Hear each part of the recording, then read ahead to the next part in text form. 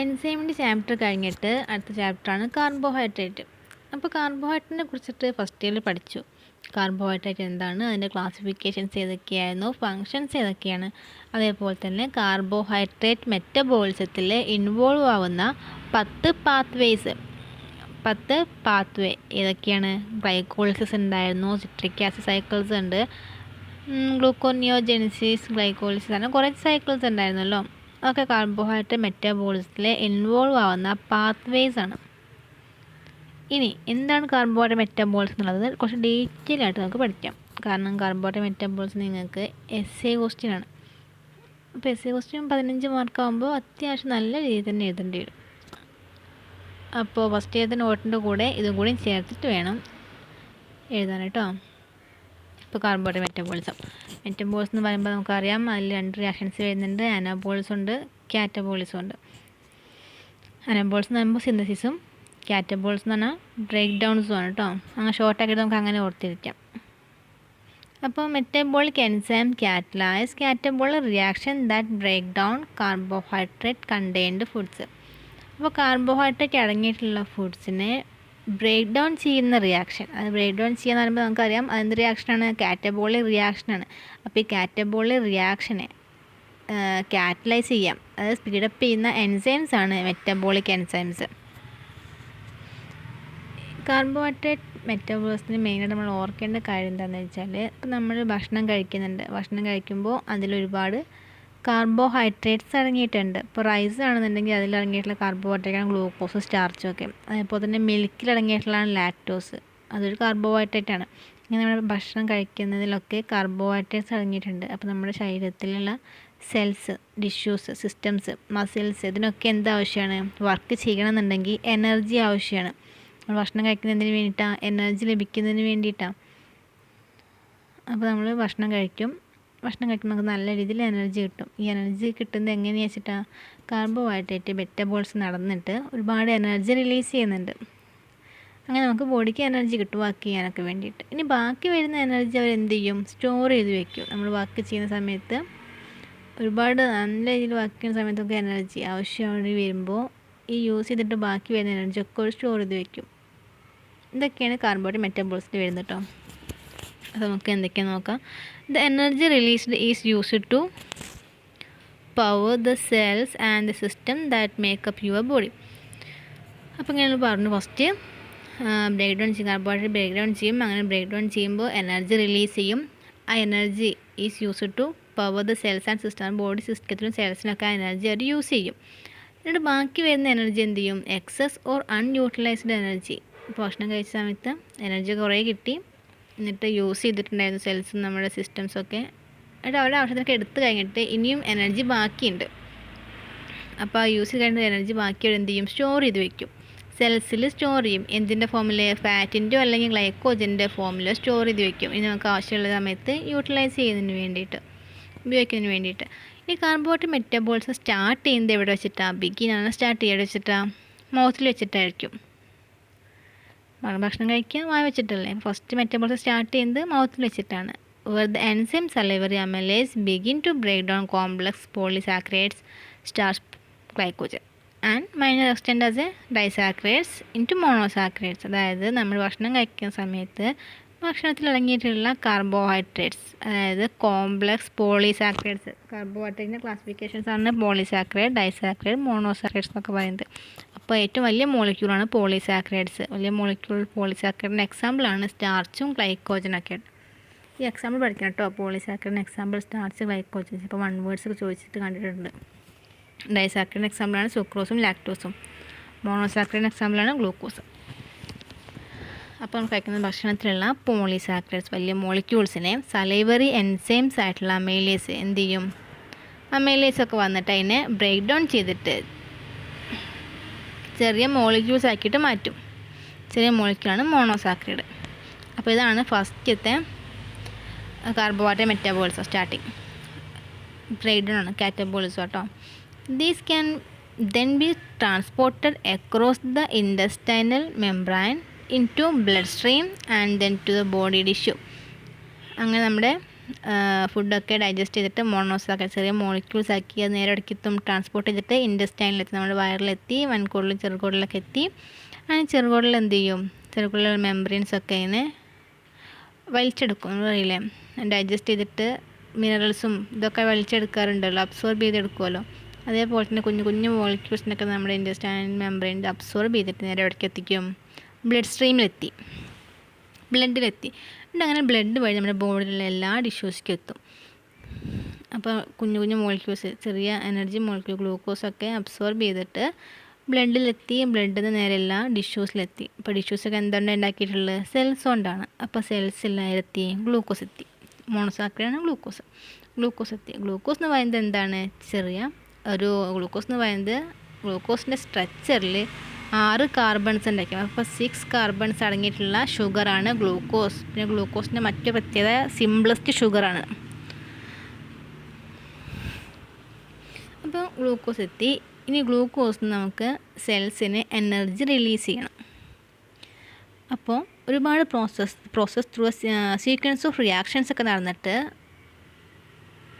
അതെന്തായിട്ട് മാറും, റിയാക്ഷൻ നടന്നിട്ട് into smaller sugar ആവും. ഗ്ലൂക്കോസ് റിയാക്ഷൻസ് ഒക്കെ നടന്നിട്ട് വീണ്ടും സ്മാളർ ഷുഗർ ആവും. അപ്പോൾ എന്ത് സംഭവിക്കും, ഈ ഗ്ലൂക്കോസിൻ്റെ ഉള്ളിൽ, അതായത് ഗ്ലൂക്കോസ് മോളിക്യൂൾസിൻ്റെ ഉള്ളിൽ സ്റ്റോർ ചെയ്ത് വെച്ചിട്ടുള്ള എനർജിയൊക്കെ റിലീസ് ചെയ്യും. ശ്രദ്ധിക്കുക, നമ്മുടെ സെൽസിലെത്തി, ഭക്ഷണം കഴിച്ച് ഇൻറ്റസ്റ്റൈനിലെത്തി, ഇൻറ്റസ്റ്റൈനിൽ ബ്ലഡ് സ്ട്രീമിൽ നിന്ന് ടിഷ്യൂസിലെത്തി. ടിഷ്യൂസിൽ എന്തുണ്ട്, ടിഷ്യൂസ് ഉണ്ടാക്കിയുള്ളതൊക്കെ സെൽസാണ്. അപ്പം അങ്ങനെ നമ്മുടെ സെൽസിലെത്തി ഗ്ലൂക്കോസ്. ഇനി സെൽസിൻ്റെ ഉള്ളിൽ വെച്ചിട്ട് ഗ്ലൂക്കോസിൽ ഒരുപാട് സീക്വൻസ് ഓഫ് റിയാക്ഷൻസ് നടന്നിട്ട് ഈ ഗ്ലൂക്കോസിനുള്ളിലുള്ള എനർജിയൊക്കെ റിലീസ് ചെയ്യും. ഗ്ലൂക്കോസിനുള്ളിലുള്ള കുറേ എനർജി സ്റ്റോർ വെച്ചിട്ടുണ്ടാവും. അപ്പോൾ റിയാക്ഷൻ നടന്നിട്ട് എനർജി റിലീസ് ചെയ്തു. The first step carbohydrate catabolism is glycolysis. അപ്പോൾ അങ്ങനെ എനർജി റിലീസ് ചെയ്യുന്നതിന് വേണ്ടിയിട്ടുള്ള ഫസ്റ്റ് സ്റ്റെപ്പാണ്, പ്രൊസീജിയറാണ് ഗ്ലൈക്കോളിസിസ് എന്ന് പറഞ്ഞാൽ. അപ്പോൾ അങ്ങനെ ഗ്ലൂക്കോസിന് ഗ്ലൈക്കോളിസിസ് നടക്കും. ഫസ്റ്റ് പാത്വേയാണ് ഗ്ലൈക്കോളിസിസ്. ഗ്ലൂക്കോസിന് ഗ്ലൈക്കോളിസിസ് നടന്നിട്ട്, അതായത് കാറ്റബോൾസ് നടന്നിട്ട് എന്ത് പ്രൊഡ്യൂസ് ചെയ്യും, പൈറുവേറ്റും അതേപോലെ തന്നെ 2 എനർജി മോളിക്യൂളും പ്രൊഡ്യൂസ് ചെയ്യും. ഗ്ലൂക്കോസ് എന്ന് പറയുന്നത് അതിൽ 6 കാർബൺ ഉണ്ടായിരുന്നു. എന്നിട്ട് ബ്രേക്ക് ഡൗൺ ചെയ്തിട്ട് ആരായിട്ട് മാറി, പൈറുവേറ്റ് ആയിട്ട് മാറി. പൈറുവേറ്റിൻ്റെ സ്ട്രക്ചറിൽ എത്ര കാർബൺ ഉള്ളൂ, 3 കാർബൺ ആറ്റംസ് ഉള്ളൂ. അങ്ങനെ ചെറിയ മോളിക്യൂൾസ് ആയിട്ട് മാറുകയും ചെയ്തു. അതിൻ്റെ കൂടെ തന്നെ എന്ത് ഫോം ചെയ്തു, 2 എനർജി മോളിക്യൂളും ഫോം ചെയ്തു. In addition to ATP, the Krebs cycle produces high energy FADH2 and NADH molecules. ഇപ്പോൾ ക്രെബ്സ് സൈക്കിളിൽ ATP മോളിക്യൂൾസ് അല്ലാണ്ട് തന്നെ ഹൈ എനർജി മോളിക്യൂൾസ് ആയിട്ടുള്ള FADH2ഉം അതേപോലെ തന്നെ NADH മോളിക്യൂൾസും പ്രൊഡ്യൂസ് ചെയ്യുന്നുണ്ട്, which provide electron to the oxidative phosphorylation process that generate more high energy ATP molecules. അതേപോലെ തന്നെ ഓക്സിഡേറ്റീവ് ഫോസ്ഫോറിലേഷൻ പ്രോസസ്സ് നടത്തുന്നതിന് വേണ്ടിയിട്ടുള്ള ഇലക്ട്രോൺസും പ്രൊവൈഡ് ചെയ്ത് കൊടുക്കുന്നുണ്ട്. ഓക്സിഡേറ്റീവ് ഫോസ്ഫോറിലേഷൻ പ്രോസസ്സ് എന്ന് പറഞ്ഞാൽ അത് എന്താണ് ജനറേറ്റ് ചെയ്യുന്നത്, high energy ATP molecules generate ചെയ്യുന്നുണ്ട്. ഓക്സിഡേറ്റീവ് ഫോസ്ഫോറിലേഷൻ പ്രോസസ്സിൽ high energy ATP molecules provide ചെയ്യുന്നുണ്ട്. അപ്പോൾ ഈ ഓക്സിഡേറ്റീവ് ഫോസ്ഫോറിലേഷൻ പ്രോസസ്സ് നടത്തുന്നതിന് വേണ്ടിയിട്ടുള്ള ഇലക്ട്രോൺസും പ്രൊവൈഡ് ചെയ്ത് കൊടുക്കുന്നുണ്ട്. ഇനി for each molecules of glucose that is processed in glycolysis, a net of 32 ATP can be created by aerobic respiration.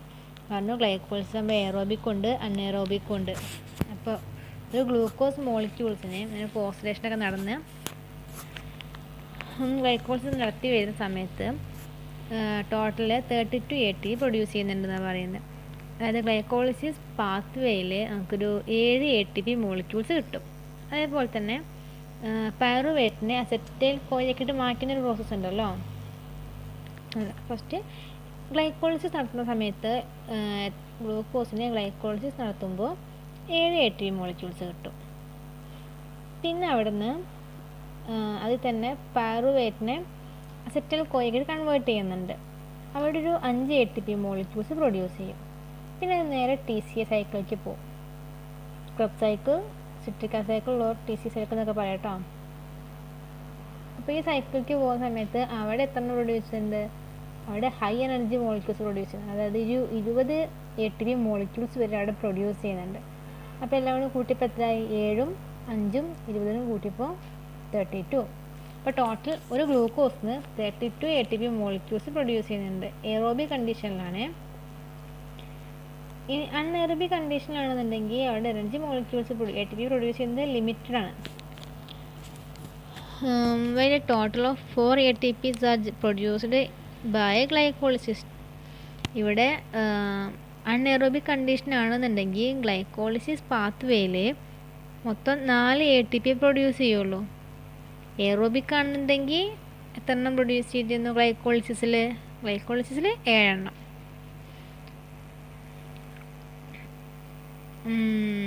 ഇനിയിപ്പോൾ അൺഎയറോബിക് കണ്ടീഷൻ, ഗ്ലൈക്കോളിസിസിൽ അൺഎയറോബിക് കണ്ടീഷൻ ആണെന്നുണ്ടെങ്കിൽ അവിടെ പ്രൊഡ്യൂസ് ചെയ്യാം 4 എണ്ണം ആയിരിക്കും.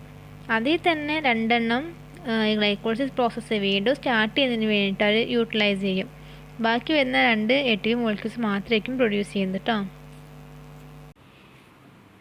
പിന്നെ ഈ കാണുന്നൊരു സർക്യൂട്ട് ഉണ്ടല്ലോ, ഫ്ലോ ചാർട്ട്, ഇതാണ് ഗ്ലൈക്കോളിസിസ് പാത്വേ എന്ന് പറയുന്നത്. ഇത്രയും പ്രോസസ്സ് അതിൽ നടക്കുന്നുണ്ട്.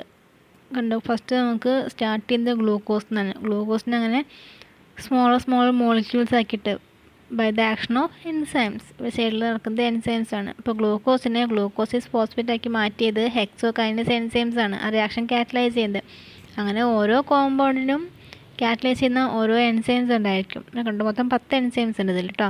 ഇപ്പോൾ ഗ്ലൂക്കോസിനെ സ്മോൾ മോളിക്യൂൾസ് ആയിട്ടുള്ള പൈറുവേറ്റോ ലാക്റ്റേറ്റോ ആക്കി മാറ്റും. അൺഎയറോബിക് കണ്ടീഷനിൽ പൈറുവേറ്റിനെ ലാക്റ്റേറ്റ് ആക്കി മാറ്റുന്നുണ്ട്.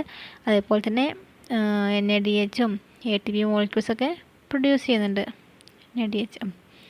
അപ്പോൾ നമ്മൾ പറഞ്ഞു അൺഎയറോബിക് കണ്ടീഷനിൽ 2 ATP മോളിക്യൂൾസ് സ്റ്റാർട്ടിങ്ങിന് വേണ്ടി ഗ്ലൈക്കോളിസിസ് പ്രോസസ്സ് സ്റ്റാർട്ട് ചെയ്യുന്നതിന് വേണ്ടിയിട്ട് യൂസ് ചെയ്യുന്നുണ്ടെന്ന് നമ്മളിവിടെ കാണുന്നത് കേട്ടോ. സ്റ്റാർട്ട് ചെയ്യുന്നതിന് വേണ്ടിയിട്ട് ഗ്ലൂക്കോസിനെ ഗ്ലൂക്കോസിസ് ഫോസ്ഫേറ്റ് ആക്കി കൺവേർട്ട് ചെയ്യുന്നതിന് വേണ്ടിയിട്ട് ATP മോളിക്യൂൾസ് അവിടെ യൂട്ടിലൈസ് ചെയ്തു. ATP യൂസ് ചെയ്തിട്ട് ATPനെ ADP കൺവേർട്ട് ചെയ്തു. ഇവിടെ കണ്ടോ, അടുത്ത ATP മൂന്നാമത്തെ സ്റ്റേജിലും ATP യൂസ് ചെയ്യുന്നുണ്ട്. അപ്പോൾ സ്റ്റാർട്ടിങ്ങിന് വേണ്ടിയിട്ട് 2 ATP മോളിക്യൂൾസ് യൂസ് ചെയ്യുന്നുണ്ട്. അതുകൂടെ ഇവിടെയൊക്കെ ഉണ്ടാവും കേട്ടോ, ATP പ്രൊഡക്ഷൻ ഉണ്ടാവും, അതുപോലെ NADH പ്രൊഡക്ഷനൊക്കെ ഉണ്ടാവും. ഇതൊക്കെ കൂടെ കൂട്ടി ചേർത്തിട്ടാണ് പറഞ്ഞിട്ടുള്ളത്. നെറ്റ് ടോട്ടൽ 32 ATP എയറോബിക് കണ്ടീഷനിലും അൺഎയറോബിക് കണ്ടീഷനിലും ടോട്ടൽ 2 ATP. 4 ഉണ്ടായിരുന്നു, അതിൽ 2 എണ്ണം സ്റ്റാർട്ടിന് വേണ്ടി യൂസ് ചെയ്തു. ഈ സർക്കിളൊന്നും നിങ്ങൾക്ക് ഈ ഫ്ലോ ചാർട്ടൊന്നും പഠിപ്പിക്കാനില്ല കേട്ടോ, പഠിക്കാനില്ല. BSc MLTech എന്നുണ്ടെങ്കിൽ ഇത് കംപ്ലീറ്റ് പഠിക്കണം. ജസ്റ്റ് ഇപ്പോൾ നിങ്ങൾക്കിപ്പോൾ ഷോർട്ടാക്കിയിട്ട് പഠിച്ചാൽ മതി.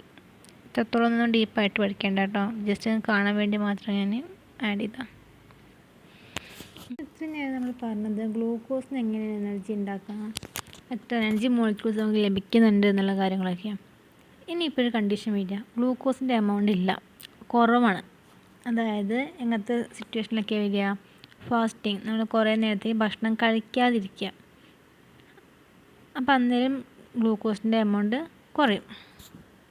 അതേപോലെ തന്നെ സ്റ്റാർവേഷൻ, പട്ടിണി കിടക്കുക എന്നൊക്കെ പറയും. അല്ലെങ്കിൽ ലോ കാർബോഹൈഡ്രേറ്റ് ഡയറ്റ്, നമ്മൾ കഴിക്കുന്ന ഭക്ഷണത്തിലെ കാർബോഹൈഡ്രേറ്റിൻ്റെ എമൗണ്ട് കുറവാണ്. അപ്പോൾ അങ്ങനെയൊക്കെ ആകുമ്പോൾ എന്താവും? നമുക്ക് ഡയറക്റ്റായിട്ട് ഗ്ലൂക്കോസ് കിട്ടുന്നില്ല. പക്ഷെ നമുക്ക് ലാക്ടോസ് എന്നോ അല്ലെങ്കിൽ pyruvate, glycerol, alanine or glutamate എന്നൊക്കെ ഗ്ലൂക്കോസിനെ സിന്തസൈസ് ചെയ്തെടുക്കാൻ പറ്റും. എവിടുന്നൊക്കെയാണ്? Lactate, pyruvate, glycerol, alanine, glutamate, ഈ കോമ്പൗണ്ട്സിൽ നിന്നൊക്കെ നമുക്ക് ഗ്ലൂക്കോസിനെ എടുക്കാൻ പറ്റും, സിന്തസൈസ് ചെയ്തെടുക്കാൻ പറ്റും. ഇപ്പം പറയണത് എന്താ വെച്ചാൽ, ഇത്രയും നേരം നമ്മൾ പറഞ്ഞിട്ടുള്ള ഗ്ലൂക്കോസിൽ നിന്ന് എങ്ങനെ എനർജി മോളിക്യൂൾസ് നമുക്ക് ശരീരത്തിന്, സെൽസിനും ടിഷ്യൂസിനൊക്കെ കിട്ടുന്നു എന്നുള്ളതായിരുന്നു. അപ്പോൾ ഇനി കണ്ടീഷൻ വരികയാണ്, ഗ്ലൂക്കോസിൻ്റെ എമൗണ്ട് ഇല്ല, കുറവാണ്. അതായത് ഫാസ്റ്റിംഗ്, സ്റ്റാർവേഷൻ, ഈ ഒരു സിറ്റുവേഷനൊക്കെ ആണെന്നുണ്ടെങ്കിൽ, അതേപോലെ തന്നെ കഴിക്കുന്ന ഭക്ഷണത്തിൽ കാർബോഹൈഡ്രേറ്റിൻ്റെ എമൗണ്ട് ഒക്കെ കുറവാണ്. അപ്പോൾ അങ്ങനെയൊക്കെ ആകുമ്പോൾ നമുക്ക് ഒരിക്കലും ഇങ്ങനെ ഗ്ലൂക്കോസ് മോളിക്യൂൾസ് കിട്ടുന്നില്ല.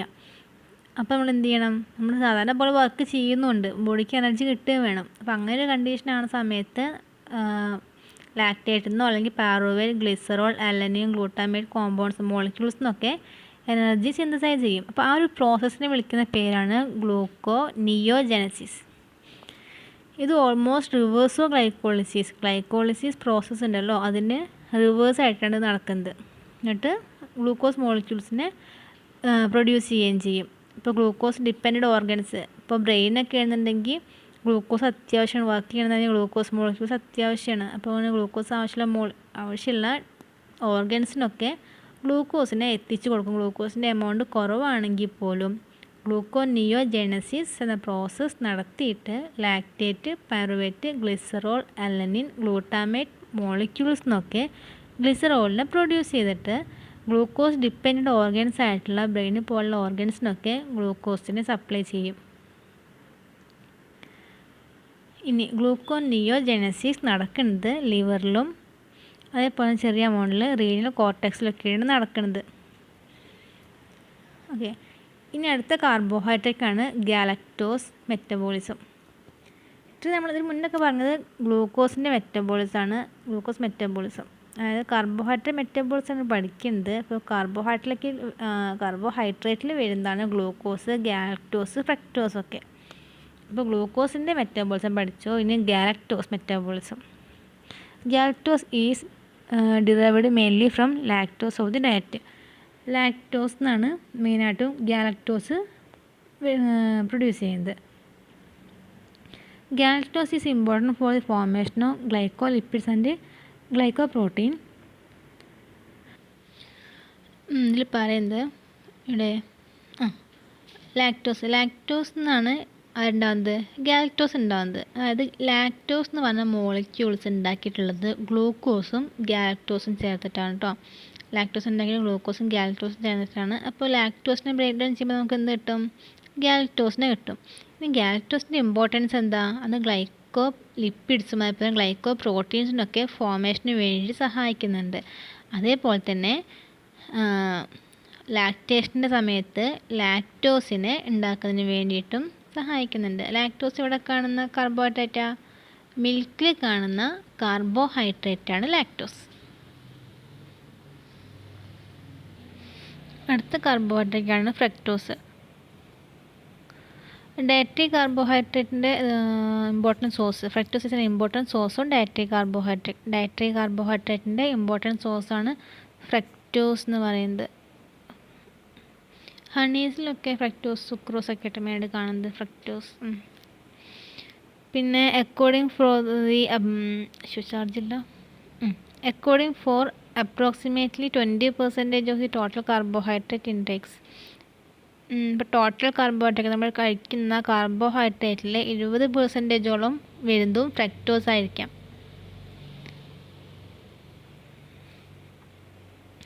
Fructose is present in significant amount in seminal fluids. Seminal ഫ്ലൂയിഡ്സിൽ ഇത് കാണുന്നുണ്ട്, ഫ്രക്ടോസ് കാണുന്നുണ്ട്.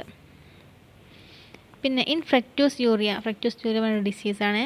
Fructose is found in urine due to lack of enzyme fructokinase. ഇപ്പോൾ ഫ്രക്ടോസ് മെറ്റബോളിസത്തിൽ കാണുന്ന ഒരു എൻസൈമാണ് ഫ്രക്ടോകൈനേസ് എന്ന് പറഞ്ഞ എൻസൈം. ഈ എൻസൈം കുറവാകുന്ന സമയത്ത് എന്തുണ്ടാവും? യൂറിനിൽ ഫ്രക്ടോസിൻ്റെ എമൗണ്ട് കാണാൻ പറ്റും.